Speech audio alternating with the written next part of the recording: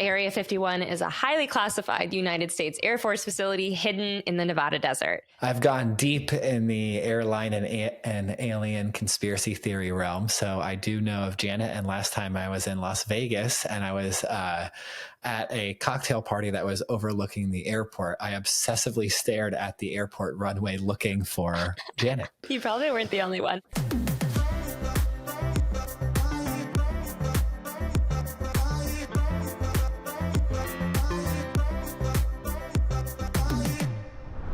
I went to the grocery store this morning and I brought Tuna with me, as I do most times. But last time I brought him and left him in the car with the window cracked, some lady yelled at me pretty aggressively in the parking lot. Kind of get it, but also I was in there for like 3 minutes. So I brought him in with me this time. First of all, taboo or not to bring your non-service dog into a grocery store? You know what? I live about a mile from a Publix, and our Publix has had such a problem with this that they have 2 giant signs that say, your animal is not allowed. And then in fine print, it's like service dog only. So who do they think they are? Well, you know what? I used to think it's not a big deal, but then honestly, I just put foam boards up in my recording studio. Nice. And within 3 hours, I hope it's making an improvement on the audio. We'll see in post-production. God.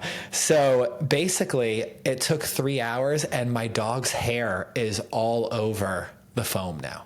What does that have to do with bringing him into the grocery store? So what does it have to do? I'm glad you asked, Connor Ann. So if there's a few dogs walking around, there could be dog hair that's flying around in the food because Publix and a lot of grocery stores are famous for having delis and they prepare food in open air. So I kind of get it, but I'm pro dogs and I think dogs should be allowed everywhere. I think if your terrorist 3-year-old is allowed to be everywhere, my beautiful angelic golden retriever should also be allowed. See, you calling 3-year-olds terrorists is part of the reason you can never run for president, because they listen back to the pod and then you're throwing the word terrorist around. I'm just saying. Listen, don't run for government. 3-year-olds do not vote. That's number one. And every parent knows, as much as they love their kid at various ages, when they were 2 to 3, they were terrorists. I like how you took that as me meaning that the 3-year-olds would be voting for your campaign. Like, you took that in a totally different way. Okay, anyways, back to it. So I go in, I hold him in my arms the whole time. I'm going to get like a chicken tendy sub. And he was being such a good boy. He was just looking around. He was being very polite. And not one person told him he was handsome. Not one person said, what a cute boy, what's his name? And I actually legitimately left annoyed. How insane is my dog mom behavior? Because I was pissed that no one in this grocery store told me he was perfect or told him he was perfect. That's what this is really about. Well, honestly, if you're rowing up the river insanity, I'm joining the boat and I'm rowing with you, because if I bring Pippa somewhere, like when we bring her out to lunch and she sits on the sidewalk and people don't say that I'm in like a new town, like Winter Springs. Yeah. If Winter Springs doesn't stop and admire Pippa, I'm pissed. And I honestly think less of everyone in Winter Springs, that they have no taste in beauty and no taste in dogs, because Tuna's a handsome guy. He's Pippa super is hot. a beautiful lady. And I think that our dogs should be oogled and fondled over no matter where they go. So Oogled. I'm with you. Oogle over Is him. that a word? No. It's ogled, but I kind of like oogled better, to be honest with you. Oh, Yeah, okay. What's other insane dog parent behavior? Well, my wife just did an insane one today. So there was an Instagram video. Instagram has taken so much money from me. It's insane. But there was an Instagram video that my wife saw of a woman buying a scarf for her dog because of the song All Too Well.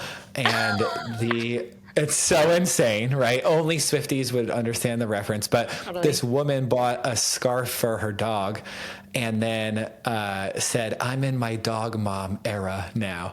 So my insane wife, bought a scarf for Pippa so she could make the same post. So we spent $30 on a dog scarf. My dog hates scarves. Yeah, it's crazy. You know for a fact that she hates scarves? Have we tested this theory before? We've tried to put her in a little Christmas scarf, and she gave me the big slap. I haven't even spent $30 on a scarf. Pip deserves the world. Yeah, I'm trying to think of other insane dog mom behavior. I do understand we live in Florida. It is very hot outside. I would never leave them in the car with all the windows rolled up for more than 10 minutes, okay? But I do think there's a level of, like, mind your own business here. And if you're, like, waiting for me at my car and when I walk up, you're just doing this. That's insane. That's insane. And this has happened to me multiple times, which makes it sound like I do it all. I do. If I go to Walgreens, I bring my cat and my dog with me so they can go on a little adventure. And then I leave them in the car with the windows cracked for like 4 minutes. Relax. It upsets me. I'm getting riled up. Do you know in Florida that you're legally allowed to break the window if a dog is in the car? If I came back and Tuna and Ned are gone and all my windows are broken. Did you not know that? That's an insane rule. Well, that's a law. We're trying to save dogs. I get it. Yeah, I get it too. Because there's been dogs and kids that have died. I feel like I'm going to get canceled for saying I leave them in the car sometimes. Just for a second. I just want them to have fun on, like, the little, like, adventure of going on an errand. That's what it's all about, really. Yeah. Well, it started with a well-intentioned fun trip, and it ended up with a smashed window and a kidnapping. The tales, what do they say? How the turntables. How the tables have turned. How the turntables. What are you, a DJ? Pretty sure that's not the idiom. Later, nerds. This was an episode about, if people don't say your dog is cute, you're allowed to hate them.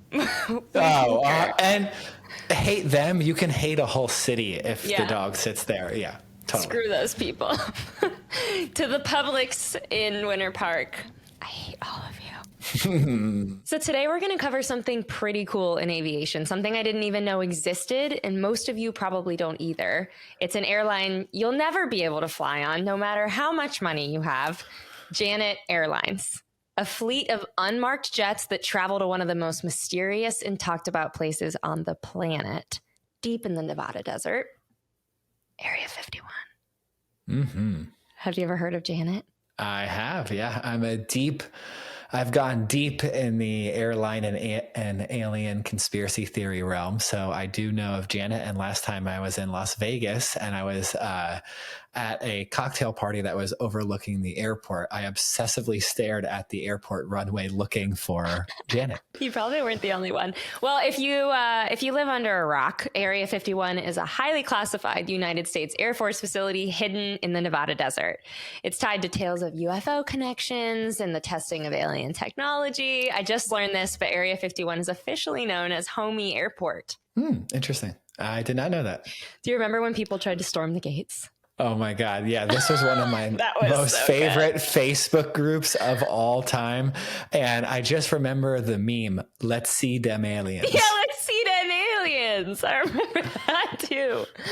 Okay. In September 2019, a Facebook event called Storm Area 51, They Can't Stop All of Us, went viral and over 2 million people RSVP'd. Over 2 million people.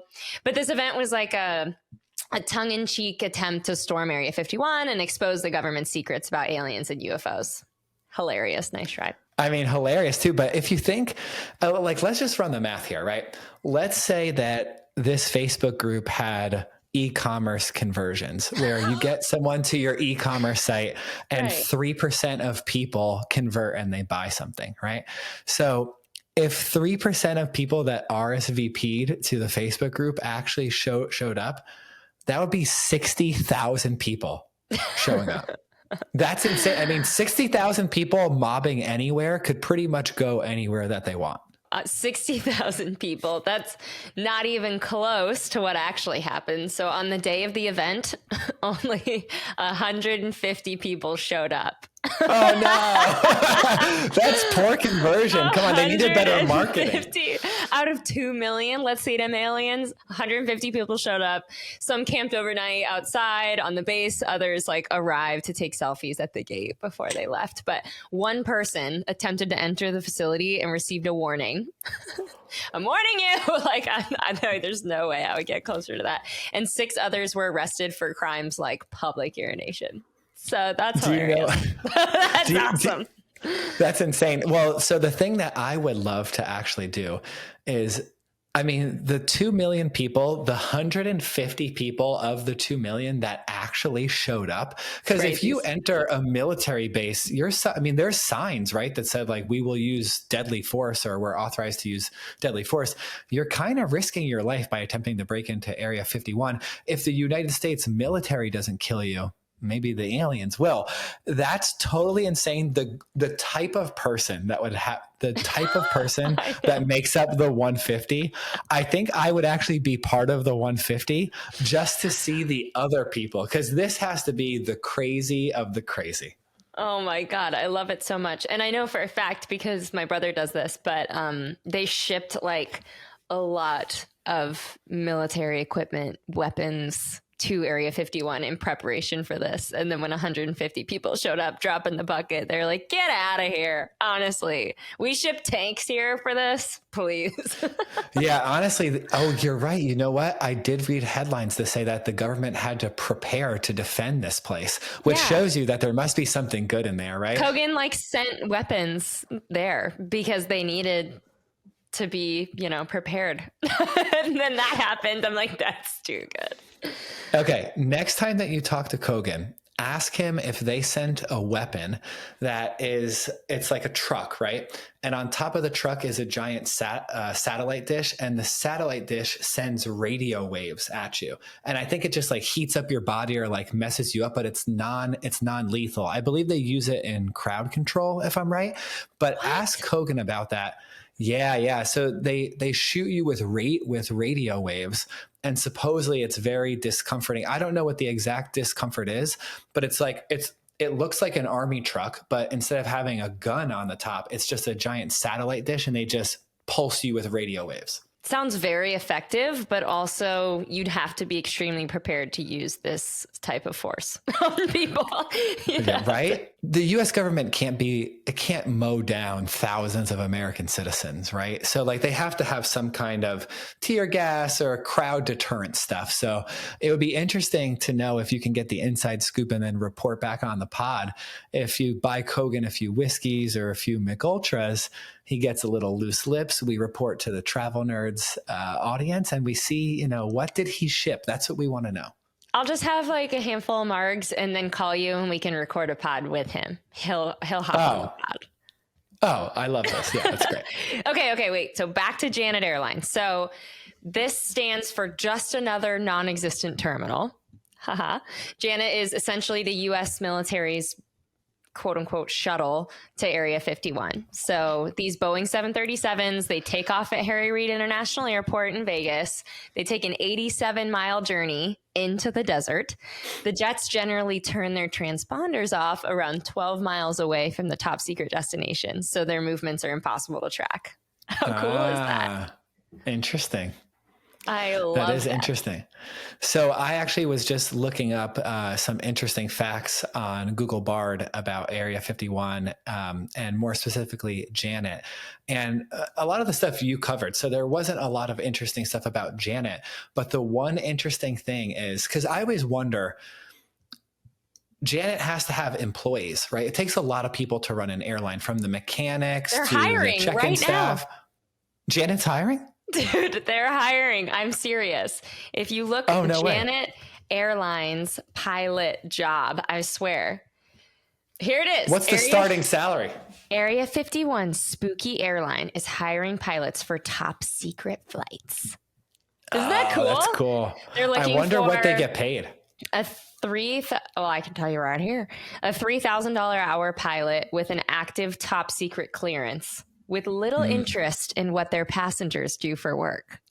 What a cool job listing. Oh, that is cool. The average salary of a pilot at AECOM, Janet's parent firm, was $80,454 a year. That's all the pilots are making to fly top secret missions? Yeah. It says my God. enough to really enjoy nightlife on the strip with those wacky scientists you'll presumably ferry to work in the mornings. What kind of a job posting is this? Is that from Janet? It's on military.com. That doesn't sound real, but whatever. I don't love that. So I was looking this up, and interesting enough, the pilots are barred from ever discussing anything about their job ever, even after retirement. Yeah, of course. Yeah. You're flying government officials, Area 51 workers, like the president. You're probably flying the president. Actually, he doesn't mess with Area 51. He's got other stuff to do. Or does he? Has a president ever been to Area 51? For sure. Well, we're not allowed to know, but for sure. For sure. You think so? Or do they not have high enough clearance to see the alien stuff? Like, it is cool that we don't know who has the highest clearance. Like, obviously, as just little plebeian Americans, we're like, the president has top secret clearance. But I bet if they tried to get into like a lot of military facilities that are top secret, they'd be like, get out of here. Yeah. So interesting enough, on a talk show, on a late night show back in the day, Bill Clinton was on, James Corden, who I don't think that he runs that show anymore. I think he had like a falling out and he was forced to resign after he yelled at a waiter in New York, oddly enough. But anyway, so Bill Clinton admitted during the interview that he sent people to Area 51 to make sure there were no aliens. And then Corden questioned him, and Bill Clinton joked, "Oh, if I told you that," and then kind of like made a joke of it. But so it looks like Clinton was kind of like dancing around the subject. But I would imagine that if I got elected president, first of all, I would only run for president if I was guaranteed to know about all the top secret stuff. I would imagine that there are things that are above top secret clearance that maybe the president doesn't know, and certainly senators, because if you ever listen to these like Senate intelligence hearings, there's a bunch of stuff that the senators have no idea of. And there's also a pool of money that Congress doesn't touch and doesn't know about and doesn't account for, that funds top secret programs. And even our government has no idea how these things get funded, how much money is spent on them. It's a total black box. Okay, so speaking of that in particular, have you ever heard of the black budget? Yes. So I was obsessed with Tom Clancy books as a kid, and Jack Ryan, all that stuff. So I have went way down this rabbit hole, and I actually, for a good portion of my younger years, I wanted to join the CIA. That was my first really job. Being in the CIA was the first job that I can remember ever wanting to do. You have too many family members for that. It's only for people that have had like really intense lives and they're loners, unfortunately. Okay, listen to this. So the black budget at the current moment, is $52.6 billion. Oof. $52.6 billion. This is for covert action, surveillance, counterintelligence. It spans over dozens of government agencies, but this makes up like the National Intelligence Program, and they're funding the intelligence program. So like 15 billion goes to the CIA, almost 11 billion goes to the NSA, 10 billion goes to the National Reconnaissance Office. Like, I mean, I understand what that is. It's national signals and imagery, reconnaissance and satellites and stuff like that. But you just don't really think about that kind of stuff. So it's pretty crazy. That's an insane amount of money. Yeah. And it's a black hole. And I would assume that based on all the movies and folklore that has come out, that there's probably money attached to these programs that are off books, right? So like the CIA has been famously accused for being involved in the drug trade, right?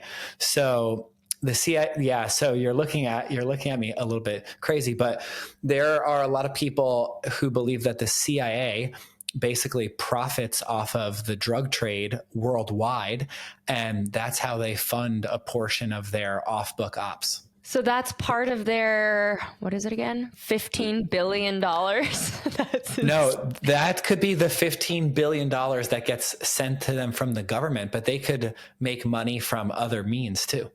Oh my God.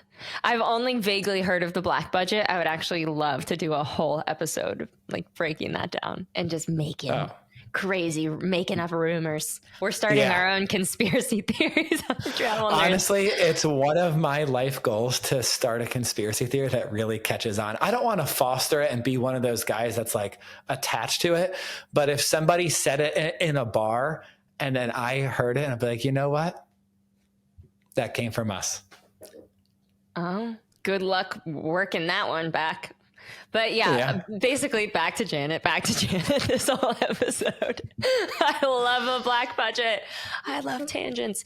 Okay, the fleet has a notorious red stripe across the aircraft. They don't have any branding on it or anything. So if you ever see this when you're at Harry Reid, no, it's Janet.